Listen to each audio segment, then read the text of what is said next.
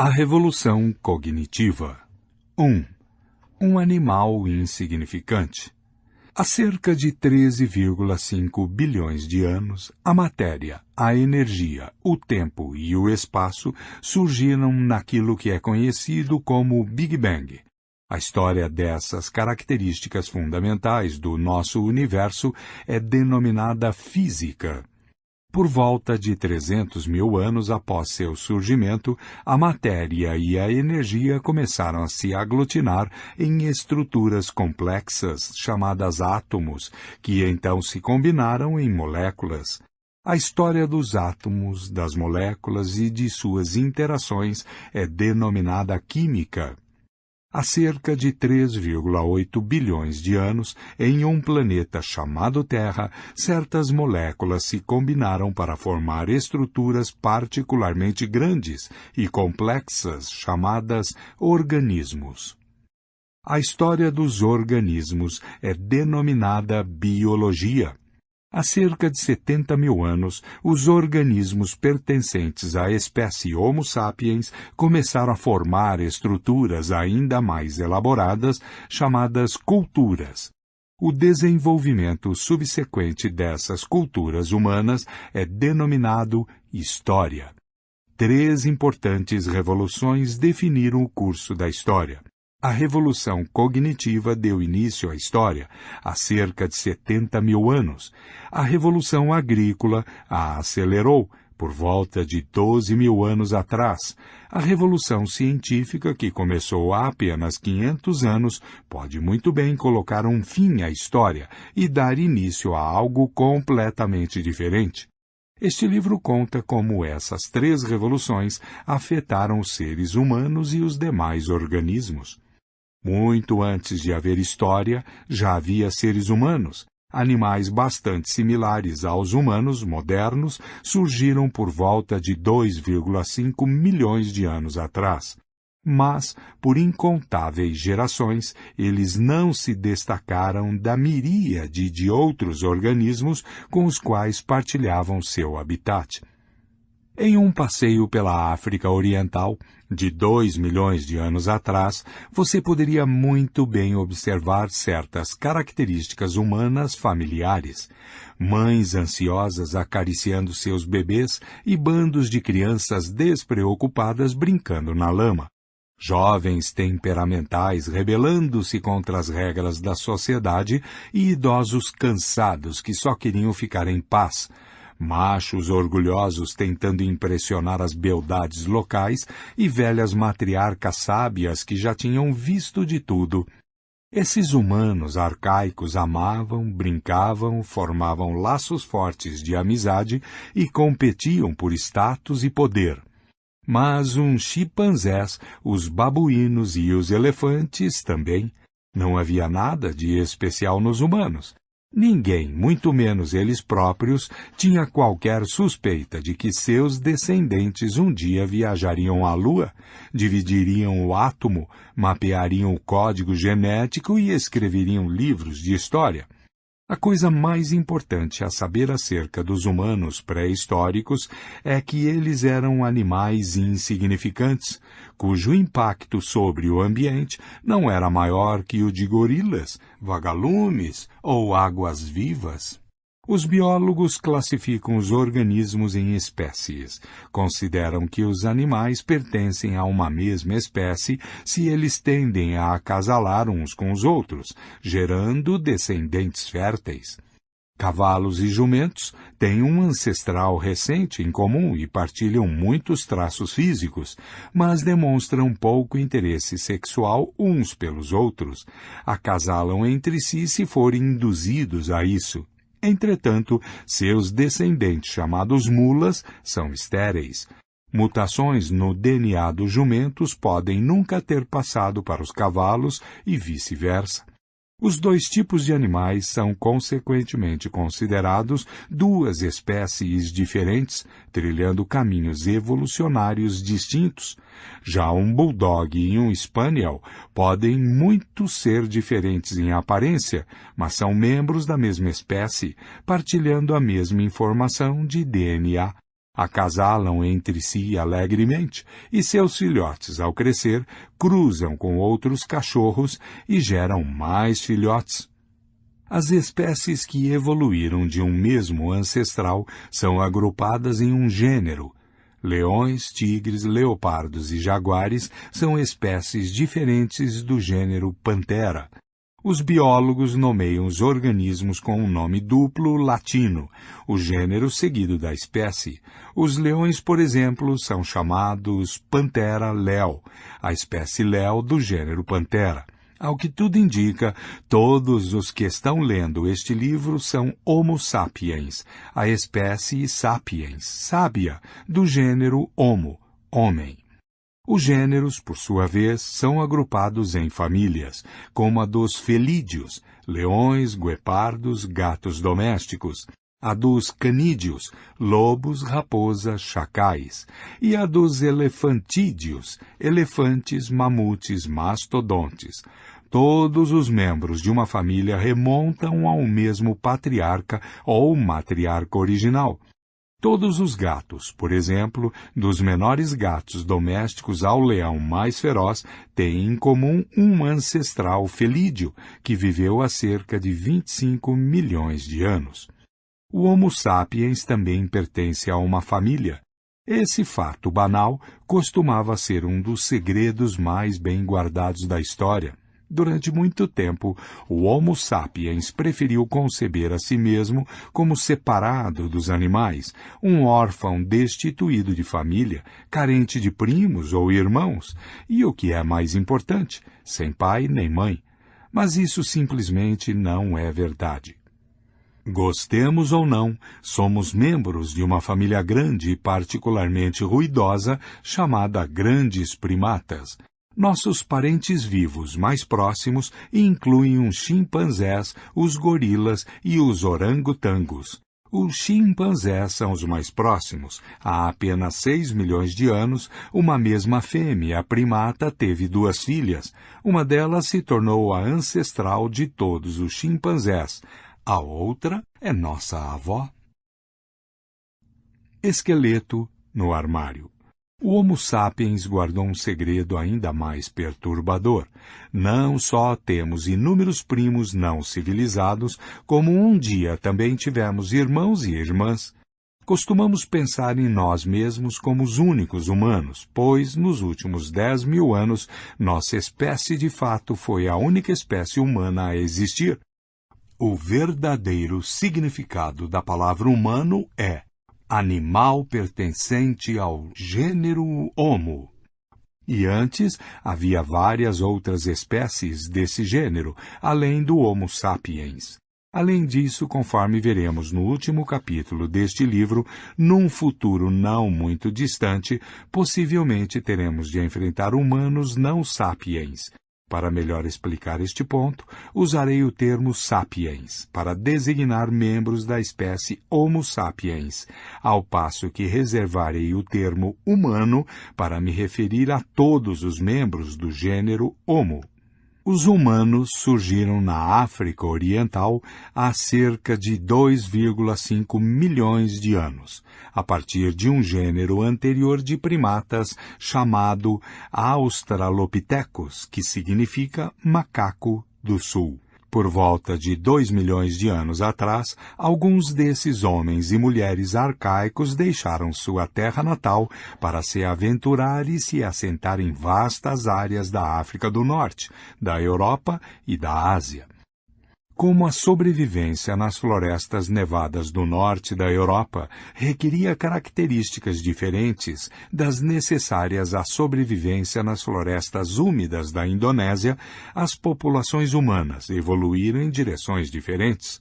O resultado foram várias espécies distintas, a cada uma das quais os cientistas atribuíram um nome latino pomposo. 2. Nossos irmãos, de acordo com reconstruções especulativas, da esquerda para a direita, Homo rudolfensis, África Oriental, Homo erectus, Ásia Oriental, e Homo neanderthalensis, Europa e Ásia Ocidental. Todos são humanos. Os humanos na Europa e na Ásia Ocidental deram origem ao Homo neanderthalensis, homem do Vale do Neander, popularmente conhecidos como Neandertais. Os neandertais mais robustos e mais musculosos do que nós, sapiens, estavam bem adaptados ao clima frio da Eurásia Ocidental da Era do Gelo.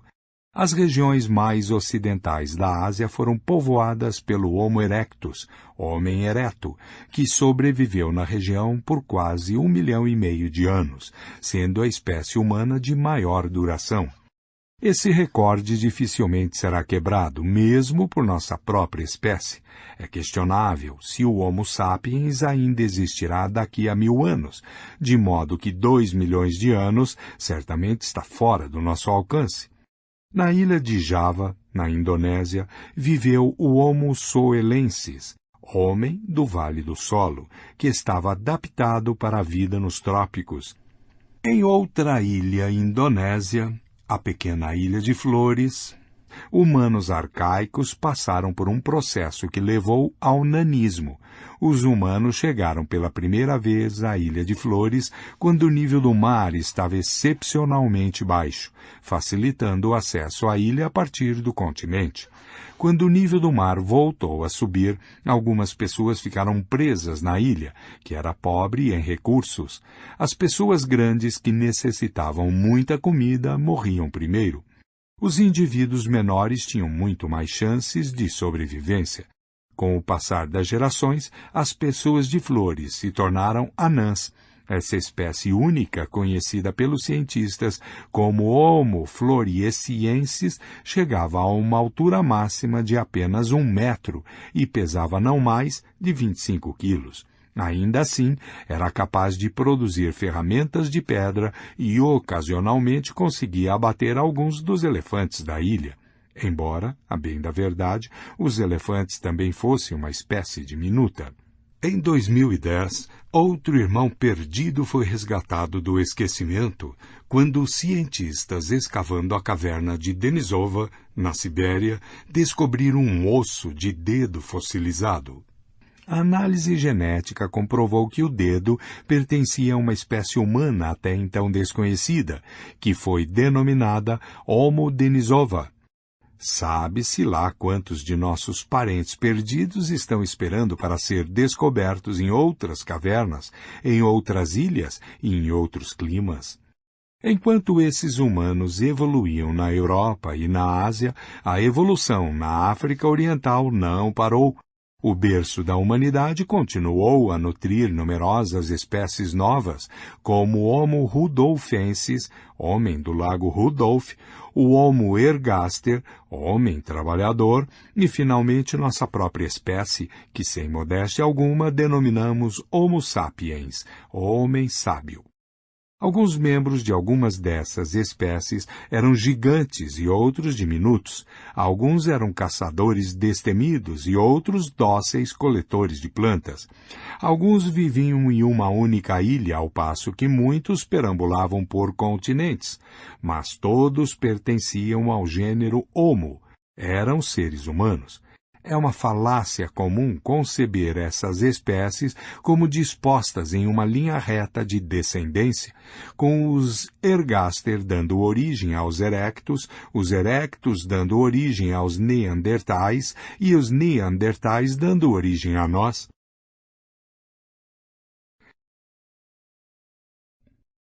Esse modelo linear dá a impressão equivocada de que, em determinado momento, apenas um tipo de humano habitou a Terra e de que todas as espécies anteriores foram meros modelos mais antigos de nós mesmos. A verdade é que, de aproximadamente 2 milhões de anos a 10 mil anos atrás, o mundo foi habitado por várias espécies humanas ao mesmo tempo. E por que não?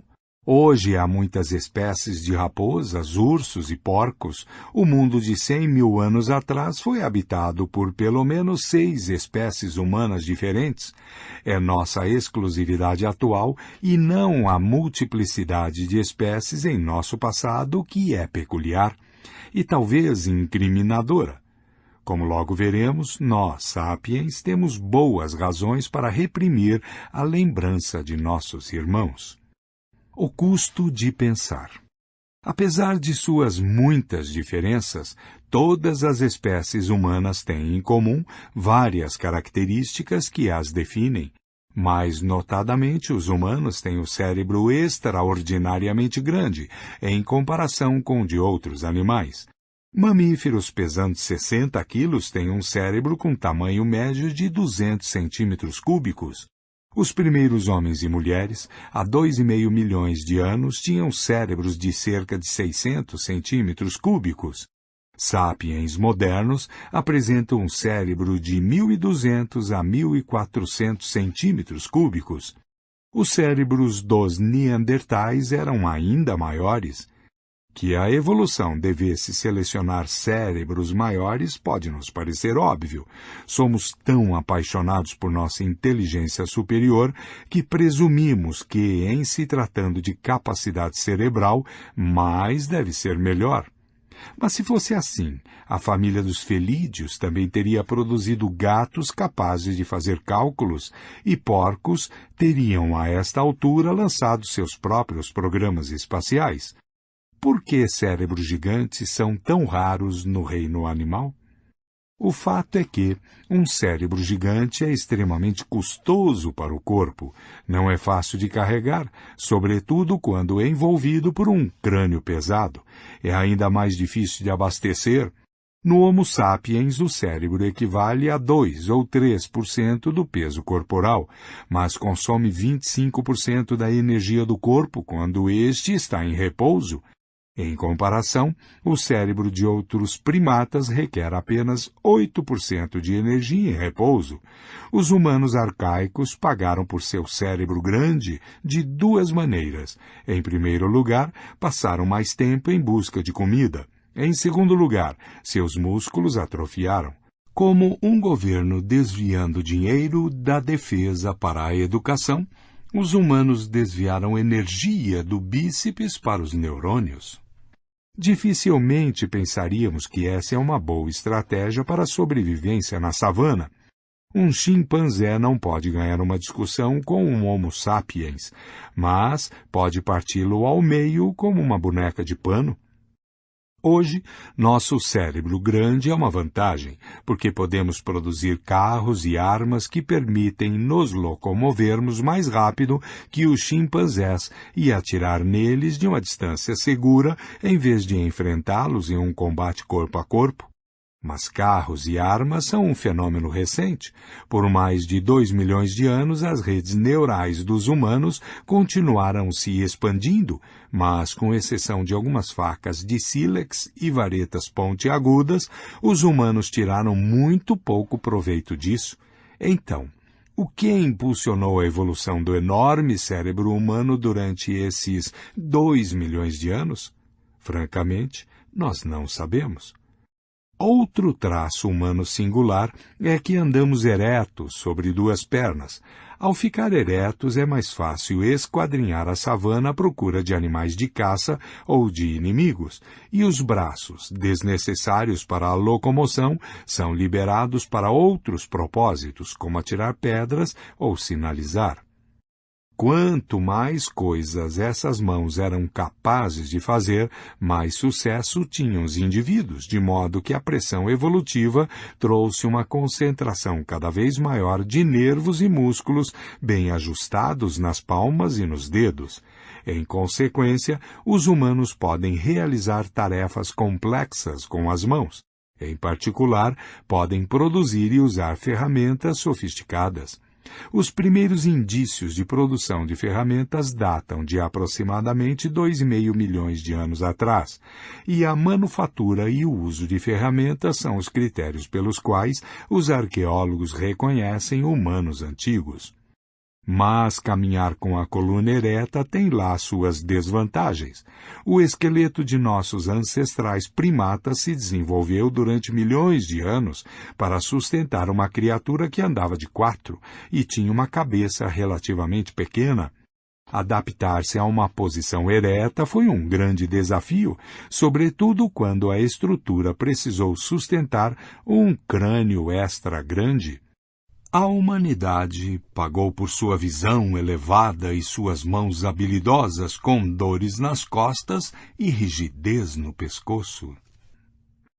As mulheres pagaram ainda mais. O andar ereto exigia quadris mais estreitos, constringindo o canal do parto, e isso justamente quando a cabeça dos bebês se tornava cada vez maior.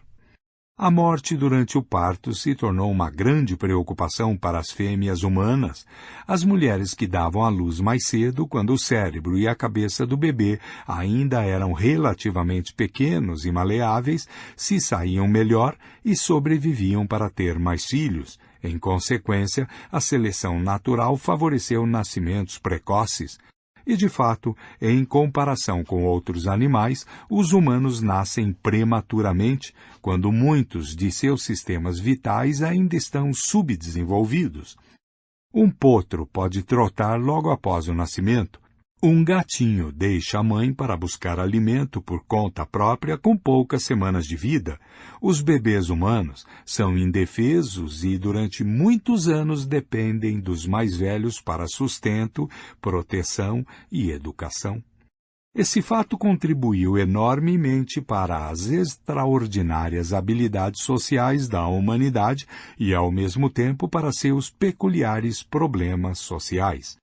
Mães solitárias dificilmente conseguiam obter comida suficiente para sua prole e para si mesmas, tendo crianças necessitadas sob seus cuidados. Criar filhos requeria ajuda constante de outros membros da família e de vizinhos. É necessária uma tribo para criar um ser humano. A evolução, assim, favoreceu aqueles capazes de formar fortes laços sociais. Além disso, como os humanos nascem subdesenvolvidos, eles podem ser educados e socializados em medida muito maior do que qualquer outro animal. A maioria dos mamíferos sai do útero como cerâmica vidrada saindo de um forno. Qualquer tentativa de moldá-los novamente apenas irá rachá-los ou quebrá-los. Os humanos saem do útero como vidro derretido saindo de uma fornalha. Podem ser retorcidos, esticados e moldados com surpreendente liberdade.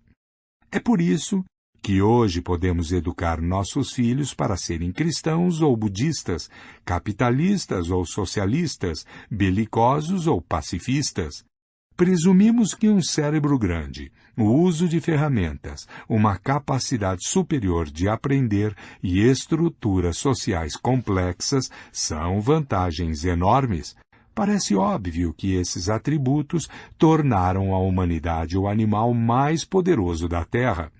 Mas os humanos desfrutaram de todas essas vantagens por 2 milhões de anos, durante os quais continuaram sendo criaturas fracas e marginais.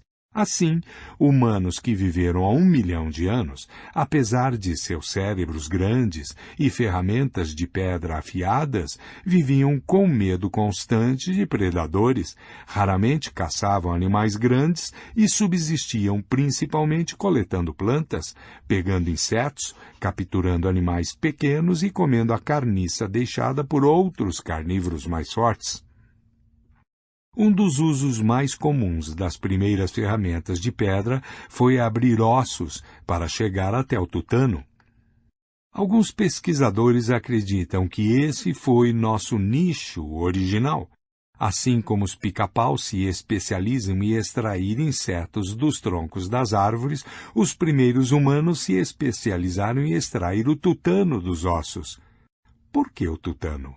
Bem, suponhamos que você esteja observando um bando de leões abater e devorar uma girafa. Você espera pacientemente até eles terminarem. Mas ainda não é a sua vez, porque primeiro as hienas e os chacais, e você não ousa se meter com eles, reviram as sobras. Só então você e seu bando ousam se aproximar da carcaça, olhando com cuidado à sua volta e explorar o único tecido comestível que restou. Isso é essencial para entender nossa história e nossa psicologia. A posição do gênero Homo na cadeia alimentar era, até muito pouco tempo atrás, solidamente intermediária. Durante milhões de anos, os humanos caçaram criaturas menores e coletaram o que podiam, ao passo que eram caçados por predadores maiores. Somente há 400 mil anos que várias espécies de homem começaram a caçar animais grandes de maneira regular, e só nos últimos 100 mil anos, com a ascensão do Homo sapiens, esse homem saltou para o topo da cadeia alimentar. Este salto espetacular do meio para o topo teve enormes consequências. Outros animais no topo da pirâmide, como os leões e os tubarões, evoluíram para essa posição gradualmente ao longo de milhões de anos. Isso permitiu que o ecossistema desenvolvesse formas de compensação e equilíbrio que impediam que leões e tubarões causassem destruição em excesso. À medida que os leões se tornavam mais ferozes, a evolução fez as gazelas correrem mais rápido, as hienas cooperarem melhor e os rinocerontes serem mais mal-humorados. Diferentemente, a humanidade ascendeu ao topo tão rapidamente que o ecossistema não teve tempo de se ajustar. Além disso, os próprios humanos não conseguiram se ajustar. A maior parte dos grandes predadores do planeta são criaturas grandiosas. Milhões de anos de supremacia os encheram de confiança em si mesmos. O Sapiens, diferentemente, está mais para um ditador de uma república de bananas. Tendo sido até tão pouco tempo atrás um dos oprimidos das savanas, somos tomados por medos e ansiedades quanto à nossa posição, o que nos torna duplamente cruéis e perigosos. Muitas calamidades históricas, de guerras mortais a catástrofes ecológicas, resultaram desse salto apressado.